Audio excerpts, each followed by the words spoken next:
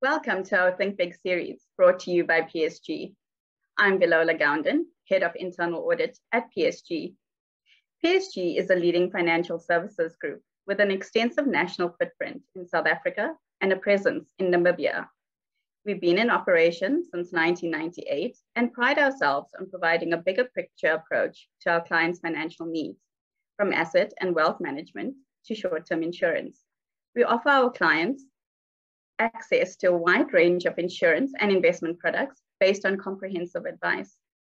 Our clients benefit from access to proprietary products and solutions, as well as a comprehensive list of third-party products. The Think Big series is a collection of dialogues with leading speakers hosted by award-winning financial journalist Bruce Whitfield. We aim to bring our audiences independent insights that help them formulate their own opinions on some of our country's most pressing issues. Uncertainty and challenges continue to abound, but armed with knowledge, we are better equipped to chart the way forward. We are going to the polls on the 1st of November. South African politics remains as contentious, eventful, and challenging as ever. What is the future of the South African political landscape? And has the COVID pandemic hurt or helped President Ramaphosa? In today's session, Bruce talks to Professor Mcebisi Ndletyana, who holds a PhD in political studies from the University of Witwatersrand and is currently Associate Professor at the University of Johannesburg. He is the author of numerous publications and writes regularly for various local and international newspapers and magazines. He is also a prominent political analyst who has filled our TV screens on numerous occasions. Professor Ndletyana is a member of the editorial board of the Journal of Public Administration, a board member of the Council for the Advancement of the South African Constitution, and a fellow of the African Leadership Initiative. Our social media campaign is #ThinkBigPSG. The series is free, shareable, and open to anyone interested, whether you're a PSG client or not.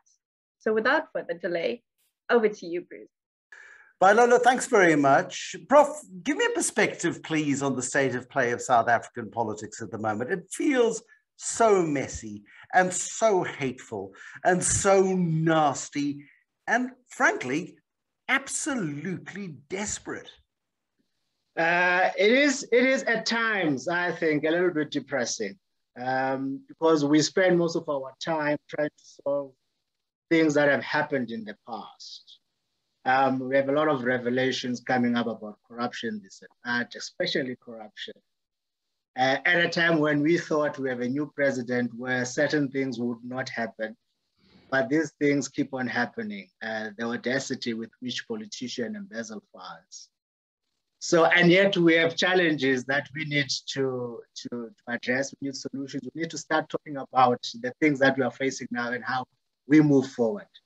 So we're a little bit stuck, I'm afraid, Bruce. And for us to forge ahead, I guess, we need to get a sense, we need to reset, have a new orientation. And I think part of reassuring ourselves that we have fully functional institutions, at least we have ethical leaders in charge. That is why it is important, even though depressing entirely, to deal with the past, but we need to make sure that everybody who's debt in the system has been flushed out and we have new people. That gives us some level of confidence then in going forward. And I'm not sure that today's politicians are necessarily ready to flush. You know, they're still sitting with a bucket system of politics and not ready yet to really flush out the rot, because there is so much, and it's across the political sphere. And until we start getting a criminal justice system that properly prosecutes those who are liable for many of the wrongs of the past, I'm not too sure that our politicians are ready to fully take this on the chin. Well, in politics, we have this term cartel party. Which basically means that it's a cartel that you have, each person is protecting the other. It's more like mafia-style politics. And almost everybody has done something. And they know someone who has done something equally bad, if not more. So they tend to protect each other. essentially because the ruling party has pretty much been based on patronage. It's a neo-patrimonial party, pretty much. So if I move against Bruce, I'm a little bit scared that someone else might move against me. So it's better if we don't move against anybody. In that way, we guarantee a little bit of peace. And we've seen that play out. We've seen that play out recently. The huge reluctance of the president to act against Zweli Mkhize, for example. And I mean, almost, you know, it's like the dog that's made a mess in the corner and then looks the other way as if you're not going to notice and trying to ignore the obvious problem. It's that sort of issue, I suppose, that really affects the quality of individuals within the political space. And I think that one of the indicators that we are looking for is whether going into next year to the ANC's national conference, whether you might have a similar backlash as you did against Thabo Mbeki in 2007. Remember, most folks that stood up against Thabo and supported JZ, it was because they were not really in support of JZ, but were against Thabo's strong hand, clamping down on corruption, the Scorpion, and he had closed the space. And they thought they could use JZ as a Trojan horse, as a key to open up closed doors into patronage. And now you have a similar thing. Cyril Ramaphosa clamping down on corruption through the Zondo Commission, reconfigured institutions, and quite a number of people are now having to pay the price. They're being chased. Are you going, might Mkhize, for instance, be the center of that mobilization? Maybe Ace Mahashule might not quite work as well, but Mkhize is there. His case hasn't started yet. So there's always a concern that the prosecuted, the dishonorable might try to galvanize and launch some kind of a fight back against the president. Let's come back to this point in a bit, because we're kind of stepping 4 steps ahead of where we need to be right now, because in the short term, how important is this local government election, which is due in the next couple of weeks, and because it feeds directly into that particular narrative. And that's the desperation one gets a sense of at the moment, is people are crisscrossing the country. It doesn't matter how big the crowd and how few masks there are. People are talking to any crowd that will turn up for a T-shirt or not. Well, local government elections are pretty much an indicator of how parties will do at a national level, because the results to some degree have been somewhat the same. So you want to do well here as a boost to national elections later on. And also, you also want to test the effectiveness of the organization, the appeal of the president. It's a trial run. In this case, the idea within the ANC is that the president is more popular than the party. So if you use him as much as you can, then you are testing his resonance with the public. What kind of message, what kind of image, photo shots, and all sorts of things can it do? So depending on how it does now, then you can make any changes that are necessary for national elections. So and what's so bizarre about South Africa, though, is you can have a complete collapse at local level. You can have sewage flowing down the street.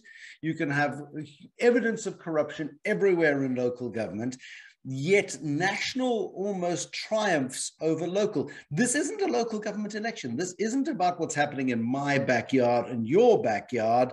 This is a battle that is happening at a far higher level. And it is bizarre to me, as somebody who lives in a fortunately high functioning community, that people would choose to continue living in squalor and not vote for alternatives. Well, it's slightly different actually in practice. Yes, of course, with every party, you try to throw in whatever works for you. Bring in your most popular guy. In this case, the ANC, they have their president. And of course, the president can excite the crowd at that moment when he's there. But with local government elections, that you still need a local machinery to sustain the campaign. You still need to, walk out your candidates in front of the queue, in front of everybody, and say, these are the guys that are going to be in charge. And so there will be some degree of engagement with the local leaders that are going to be put up. So there is sufficient scrutiny of the local leaders that are going to be part of local government. And when folks don't agree, they have turned away. I mean, 2016,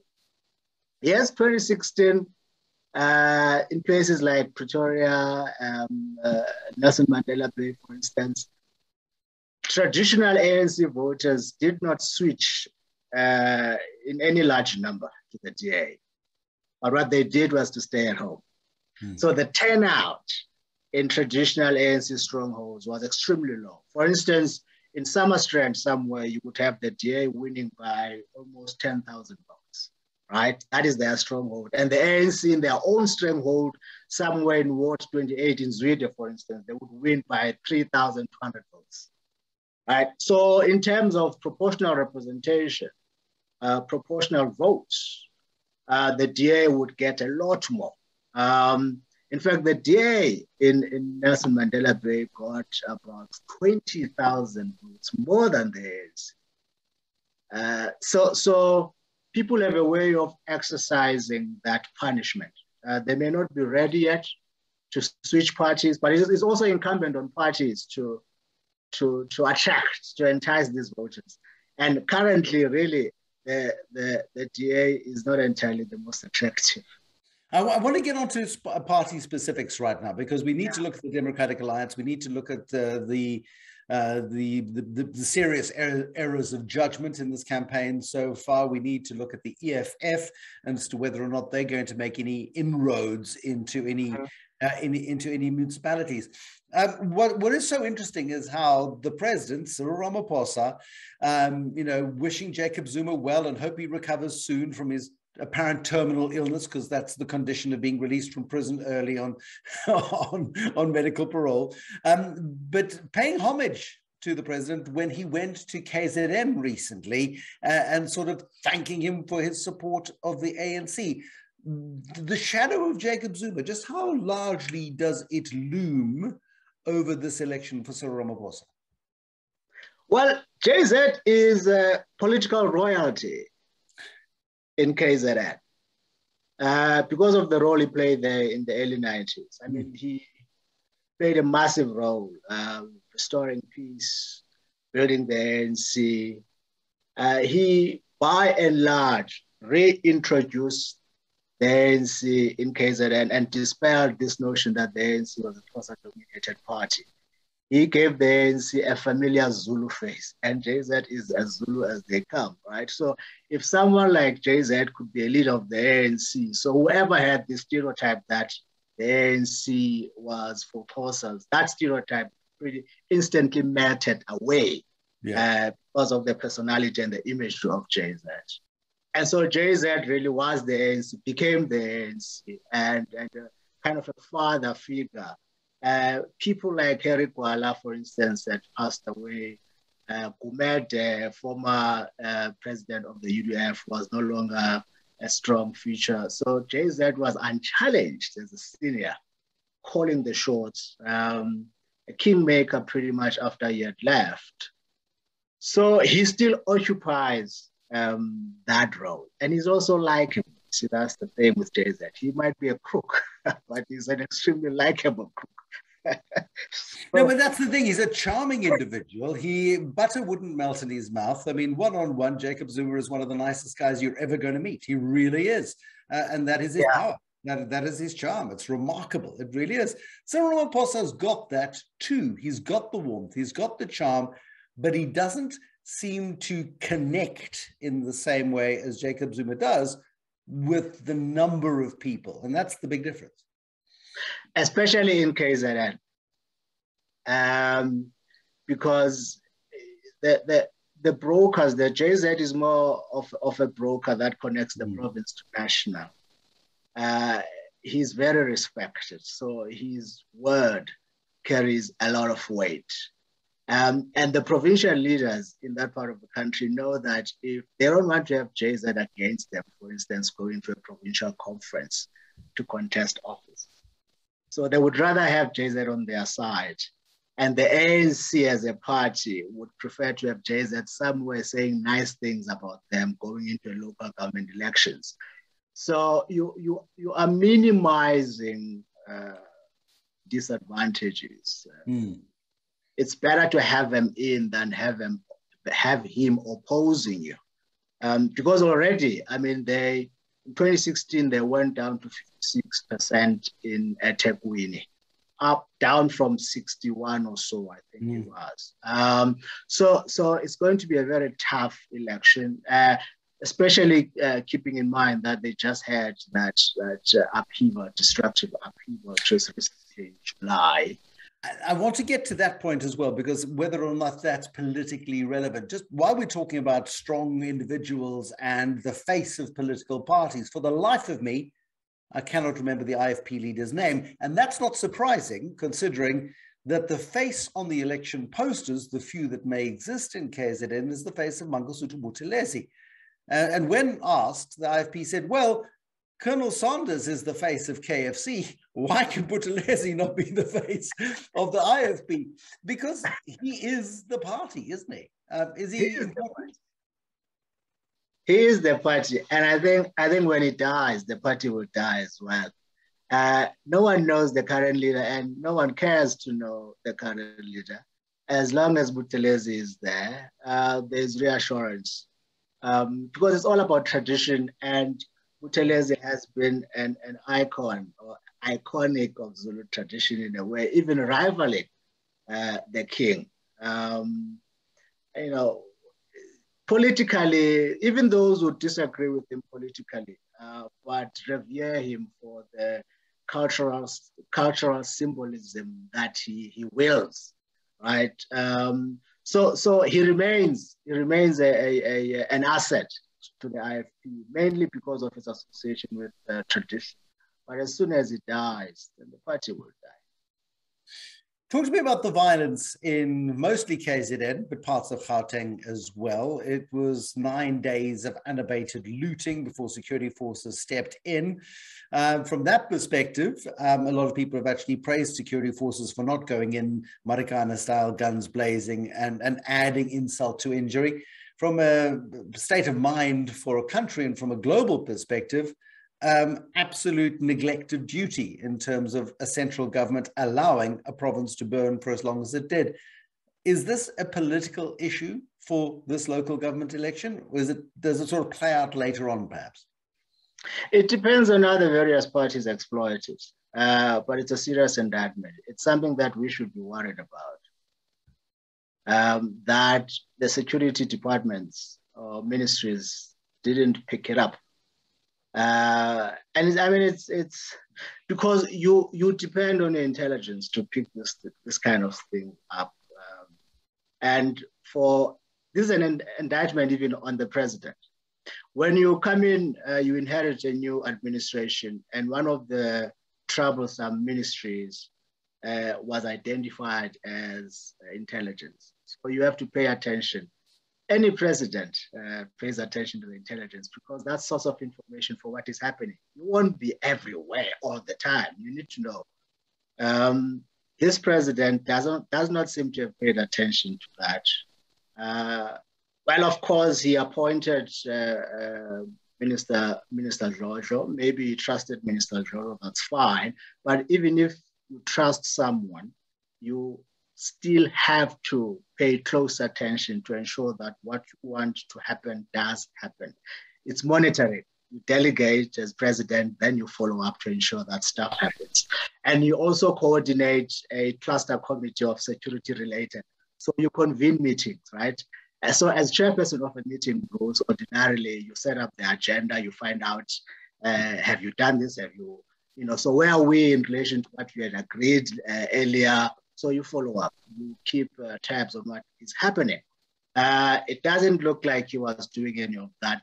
That is why when all this hell broke loose, Cele was saying, I didn't get the memo about this or that. The one said, but I did send you. So then the question then becomes, in those meetings that the president chaired, what the hell were they talking about?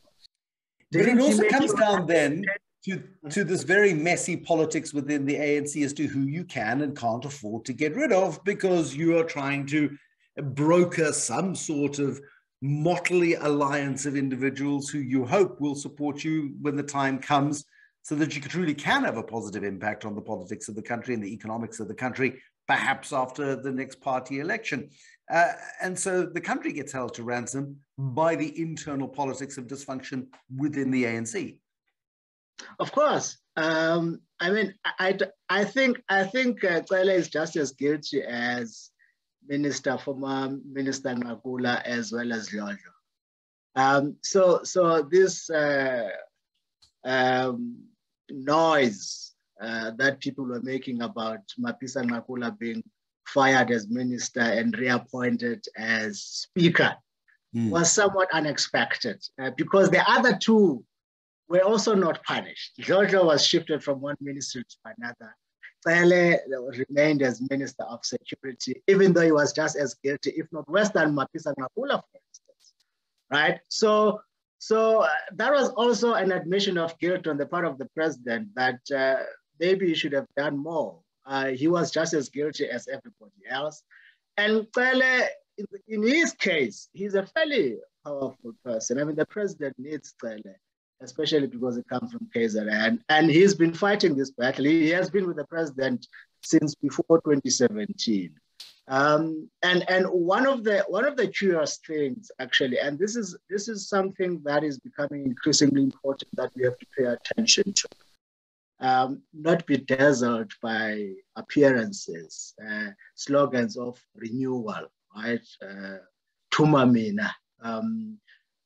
Cele, one of the things that really upsets me is that Cele refused to renew Robert McBride's contract as director of IPAD when everybody was saying McBride had done a fabulous job.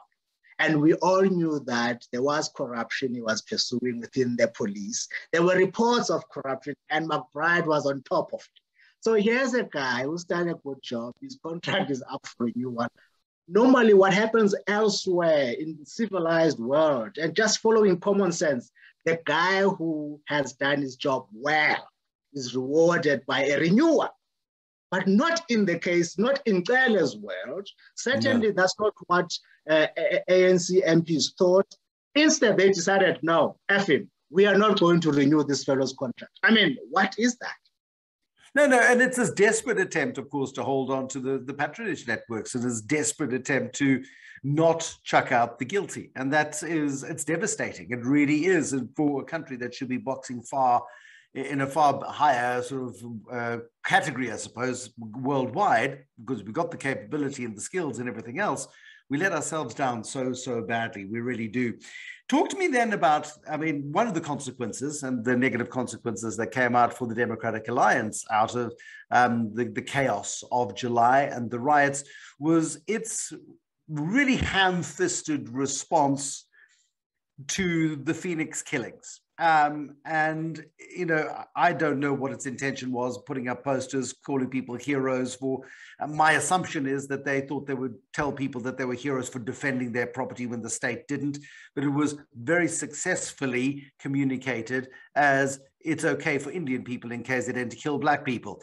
And that was the prevailing narrative. The party didn't know when it was beaten and kept on riding that particular dead horse for days after it lost that particular debate.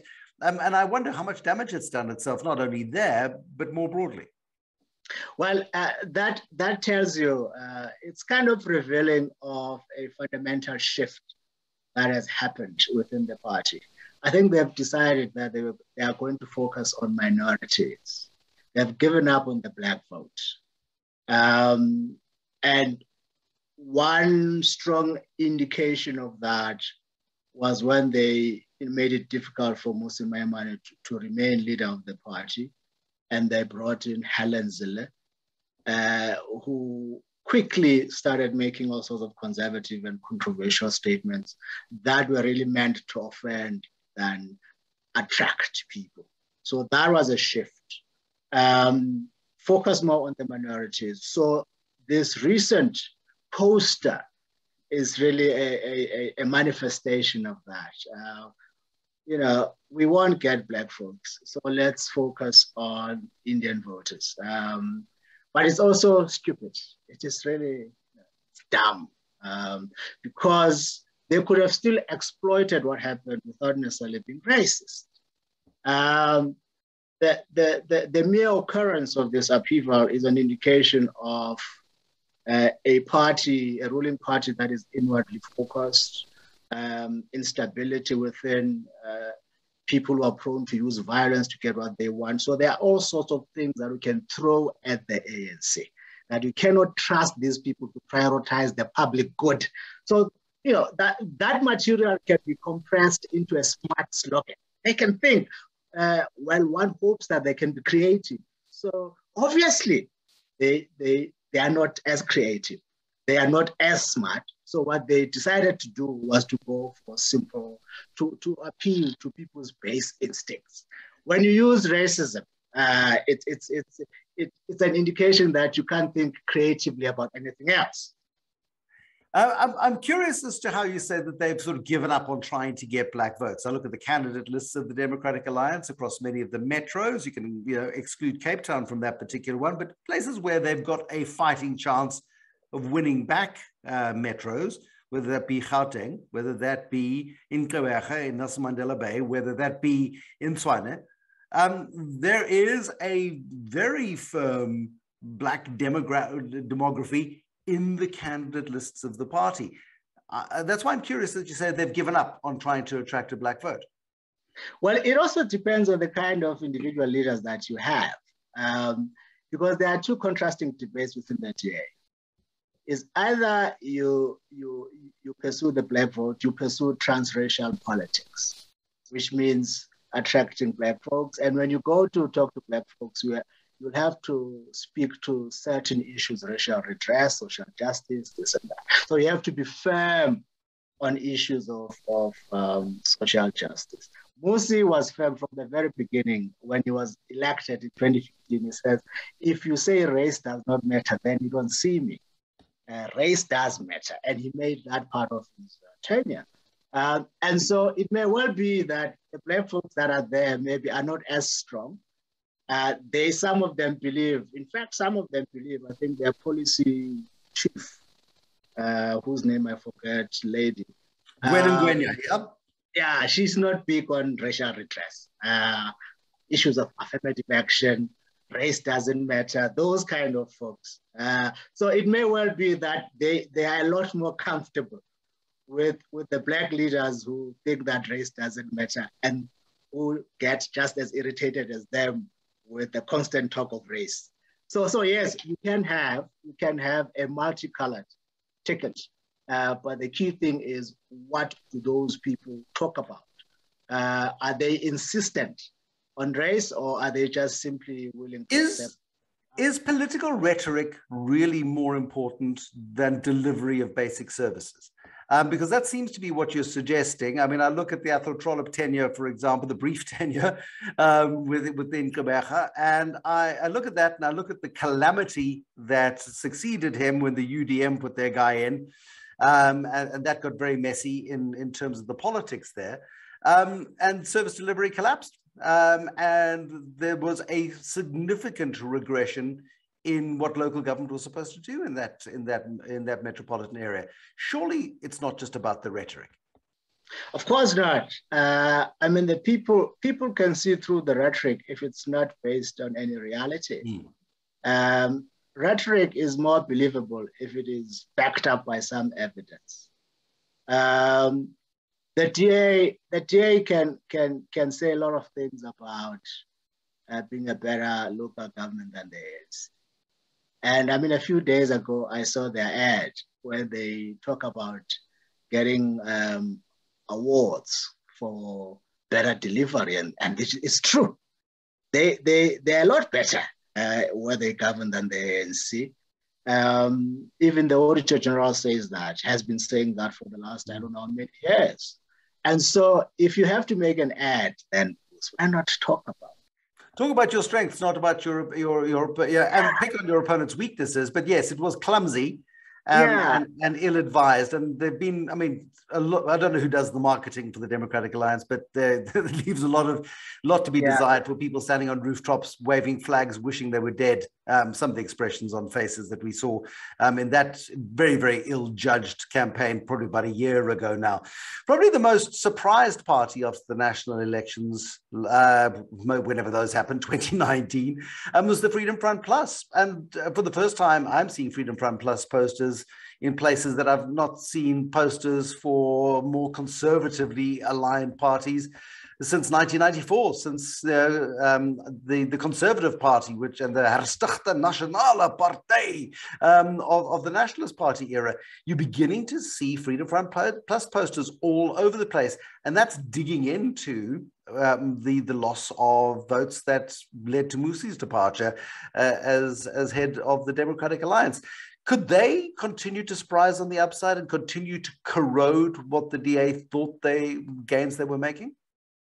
Well, it's the resurgence of FF Plus is an indication of the dilemma within white politics, and also an indictment on how the ANC has handled the issue of race and affirmative action.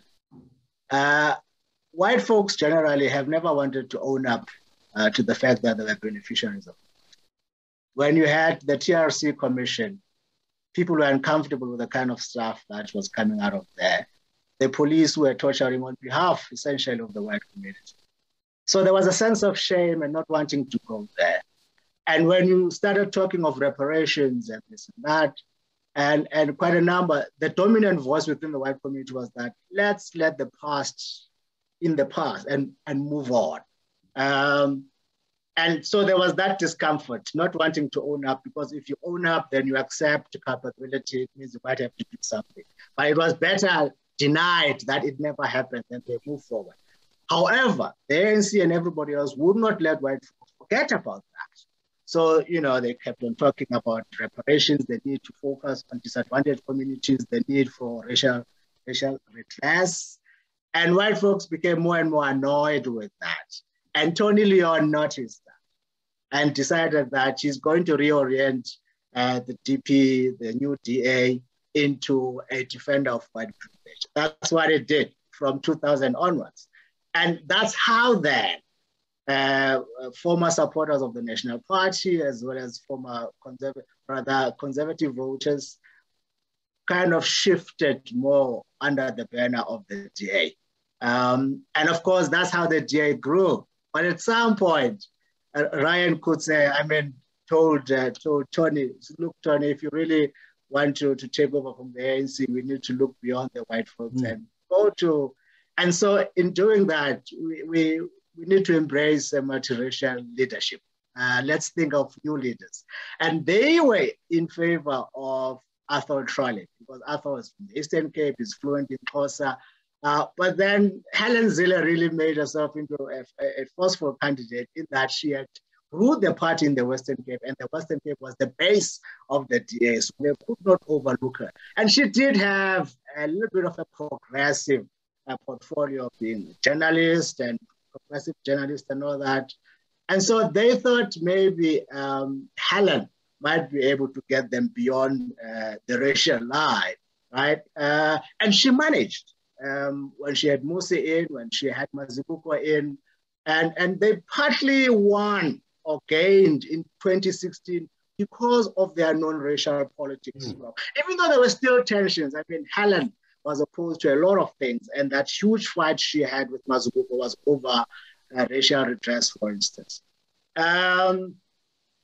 So when they lost the way they did, about 300,000 votes in 2019, they decided, no, this is not a worthwhile risk. Let's protect the base. That's what they've decided to do. Let's protect the base. It's a risky move, because if we persist on this path, because with Mmusi being in charge, they had to make certain gestures to black people. racial redress, this and that. So that, and be critical of white racism and prejudice wherever it surfaced. So Musi would be critical of swastika signs, this and that, calling out the racist. And so, the racist white folks didn't like that. They're like, who's this guy? Who the hell does he think he is? We are fine like this. Okay, let's then talk about the elephant in the room, which is the Economic Freedom Fighters, the EFF, who also have not managed to capitalize on the failings of the ANC to an extent that I think Julius Malema would have liked the party to capitalize. I wonder why not. Firstly, they appeal to a particular constituency of young people, young unemployed people. But that's a limited constituency because I think they make up about 13 or so, very little segment of the registered voters. I'm not sure about the exact figure, but it's the smallest segment. And yet they constitute a large part of our population. So they are not keen voters. That's one. And secondly, EFF politics, their rhetoric is a little bit alienating. At times it borders on being rude. And so... Sorry, I missed that last bit. It borders on? On being rude. Being rude. That's polite, yes. Yeah. So they offend a lot of folks, especially older people. At times, you might agree with their critique of, inequality or this or that, but ultimately, you are offended by their belligerent, by their choice of words, and also you're not sure if they are clean themselves. That's the other. This VBS thing is still out there. And Malema became a millionaire without having worked anywhere in the country. So there are question marks over their integrity. They might just turn out to be best fakes, right? Imposters pretending to be something that they're actually not. So you don't trust them entirely. You like their rhetoric now and then. And we enjoyed even more when they were going at JZ, at the ANC, right? But now that JZ is not there, now that they have to stand on their own, there isn't much to boast about. And explain this weird Tea Party nonsense of, there was a steady procession of people that went to go and have tea, the great and the discredited and the deficient and the defunct, and the EFF would turn up for tea at Nkandla. And Jacob Zuma welcomed everybody with open arms. That's the guy he is, but what on earth was the purpose for the EFF to go and embrace a guy they were instrumental in having removed? Well, JZ has managed to portray himself as a radical figure of sorts. He's defying the establishment. He wants radical economic transformation. And he's being persecuted unfairly, persecuted because he's exposing connivance between the political elite and white capital. So he claims, right? And there are people out there who believe that. And so if you want to embellish your credentials as a radical, it's good to be in the company of JZ. And also he's not a great friend of Cyril. So you like the fact that he's having a dig at Cyril Ramaphosa and you want to associate yourself with that. So that was part of it. That was both posturing, symbolical reasons than anything else. The EFF would do anything to get votes. Well, most parties will, I guess. I'm very keen for them to win a couple of municipalities. I'm curious to see as to whether or not their particular brand of repairs might actually work. And then all of us sitting here watching that going, yeah, that's fine, as long as it's not my municipality or my ward, thank you very much, because it is that lack of trust that we talk about. What are the odds of them making political inroads, significant enough political inroads to actually get a couple of municipalities, even some small towns, perhaps? Free State is not doing well lately. The ANC has done a great job of messing up the province. Northwest is the same thing. So in those two provinces mainly, I think they are going to experience phenomenal growth. Here and there in Gauteng, because they are fairly popular in Gauteng as well, and Limpopo, but they are most likely will capitalize in the Free State and the Northwest, but not to a point where they win the majority. If they do get through as executive leaders, it would be through a coalition. But I can't think of a municipality where they will get an outright majority. Maybe there is one or two out there, but I'm not familiar with. How effective have they been as coalition partners? We've seen the unlikely coalition between Herman Mashaba and the EFF, for example, in Joburg, in the city of Johannesburg. We've seen them being very forceful in Tshwane. We saw them being instrumental with the UDM in Nelson Mandela Bay. And that was really the play there, was to get the DA out rather than to do anything for the people of those communities. We look at that track record and you go, hold on a second, but what is your goal? Is it a political goal or is it a service goal? Well, their guiding objective has been to cement themselves as national brokers, that they can make or break governments. Just after 2016 elections, they wanted to go, they were in negotiations with the ANC about forming coalitions, but they made all sorts of demands, including nationalization, dismissal of Jacob Zuma as president. And the ANC realized that they could not agree to those things because it would be conceding a bit too much. It would affirm the EFF as a key broker in our politics. So the ANC refused. So whatever they have done subsequent to that is to show that they can determine the balance of power in our national politics. And so if you take, for instance, Nelson Mandela Bay, they were not part of the formal coalition with the DA. They were supporting the DA. There are 6 votes there out of 120 seats, right? And the DA had a very slim majority, about 61, 62%, with the help of other partners. And so when the DA was kind of deserted by 1 or 2 partners, the EFF was there to support them. They supported them so long as they felt their support underlined the message that they can determine where ANC is government or not. Their point was really directed at the ANC.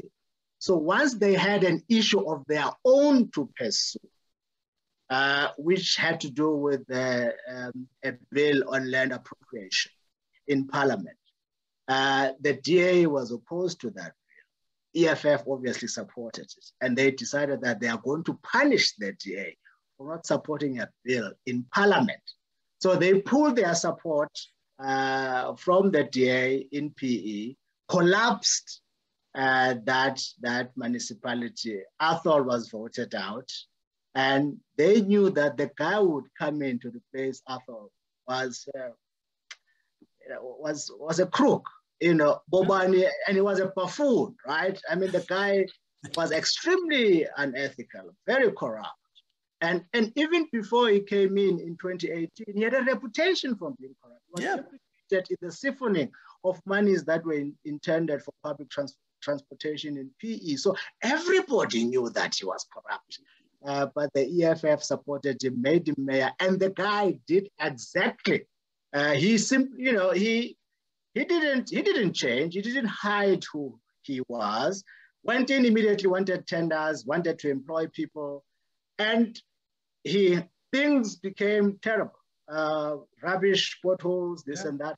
At some point, the ANC, they had to vote him out because the Bishop government threatened to take over the municipality because things were not functioning. So the ANC was jolted into acting against him, by threats of a takeover.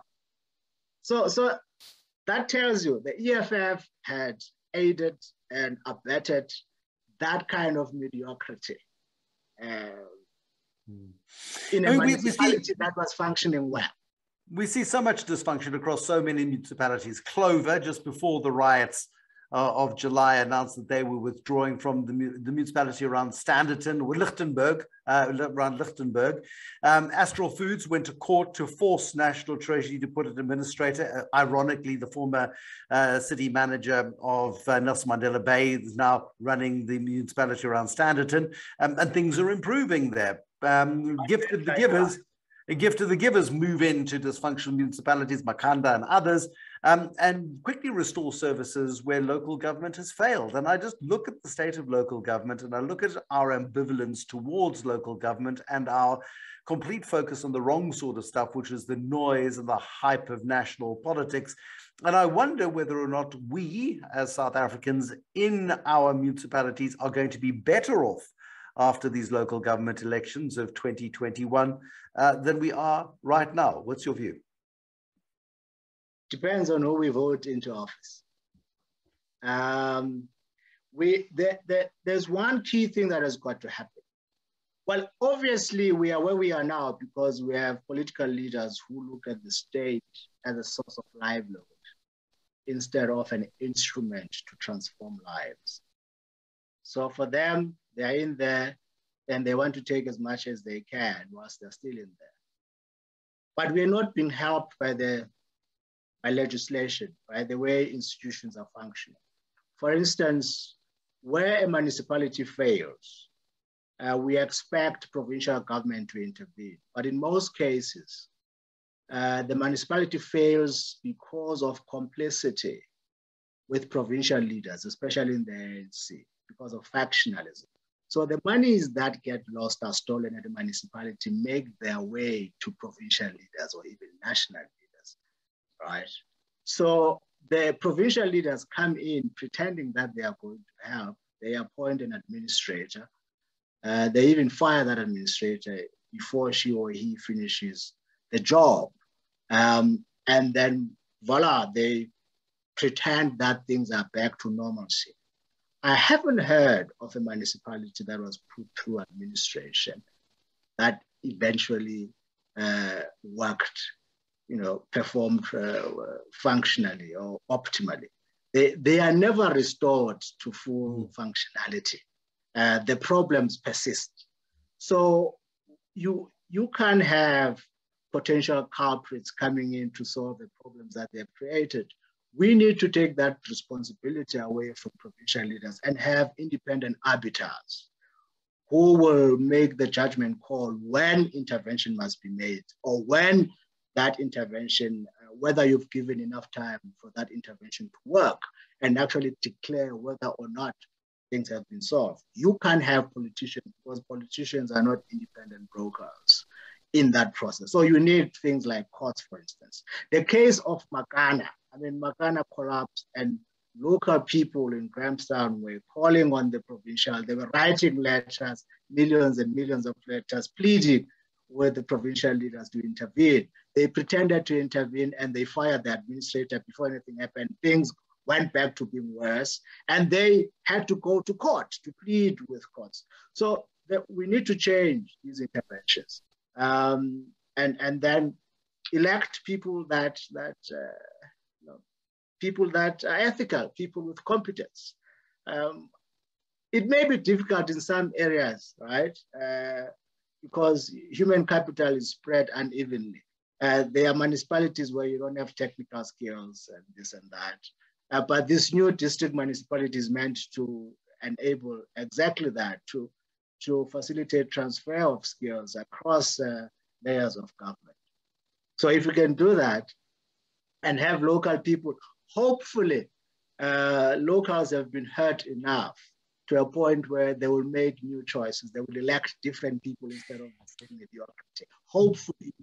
But the thing is, based on what you know and based on what I know, I think based on what we all know, is that political brands are very strong, which is why election campaigns are fought the way they are. And this is why voters behave the way they do, even against their own best interests, which is, it is one of the failings of democracy, perhaps. Well, people vote based on what they get from the system. Some people's expectations maybe are not high enough.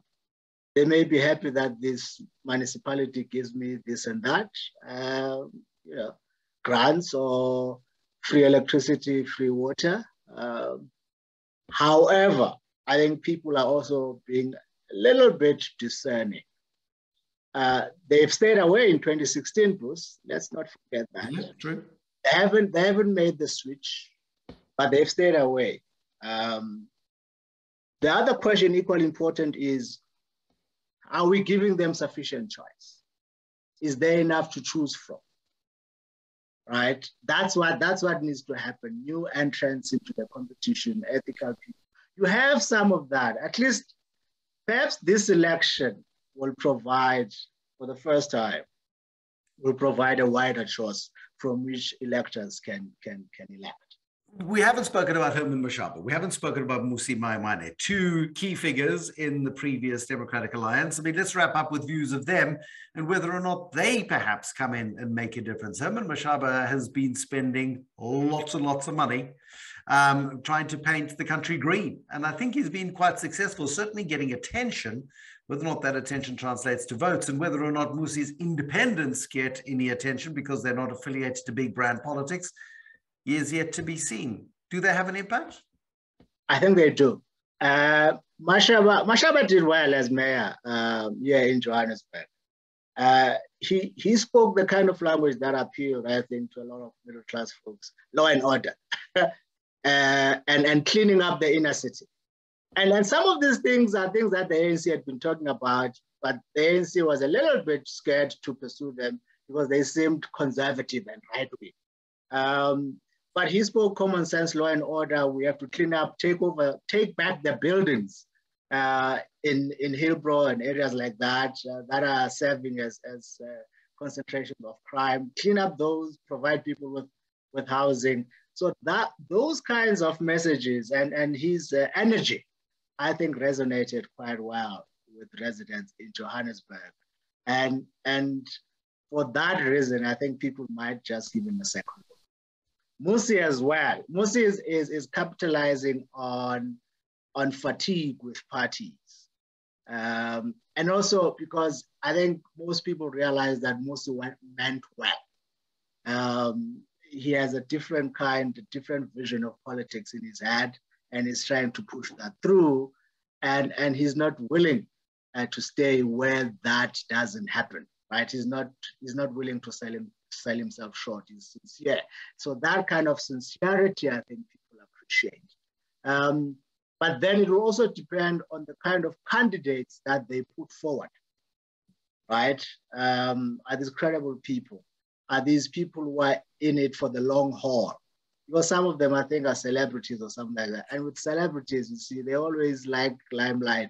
So if this person doesn't loses, for instance, or something like that, are they going to remain in politics, in activism, or are they just there for the cameras? And if they don't get enough attention, will they pull out? Because if they do pull out, then they're, strengthening, consolidating the cynicism that people have already about politics. So Mmusi and Mashaba, I think, stand a good chance. But with Mmusi, it depends on the candidate that he puts forward. But I think Mashaba, of the two, Mashaba has a far greater chance of getting a lot of votes in Johannesburg. Professor Mcebisi Ndletyana, thank you very much indeed. And Valola, back to you at Command Central. Prof, thanks very much indeed. Cheers. Thank you, Bruce and Professor. When it comes to politics and the future of our beautiful country, one would love to have a crystal ball. But without one, we hope that this session has helped you gain a glimpse of what the future holds if we take control and become an engaged society ready to cast their votes so that our future may be prosperous and peaceful. A skilled and trusted advisor can be invaluable during these uncertain times. They can provide objective insights and help you consider alternative scenarios so you can make considered, rational decisions on your wealth and insurance portfolios. If you have an advisor, I encourage you to engage with them. And if you don't, please get in touch with us. We welcome your feedback, so please communicate with us and be sure to register for our next exciting speaker in the Think Big series, where we will be talking to Yanni Durant, Chief Executive Officer of Remgrow Limited, on the future of business and opportunity.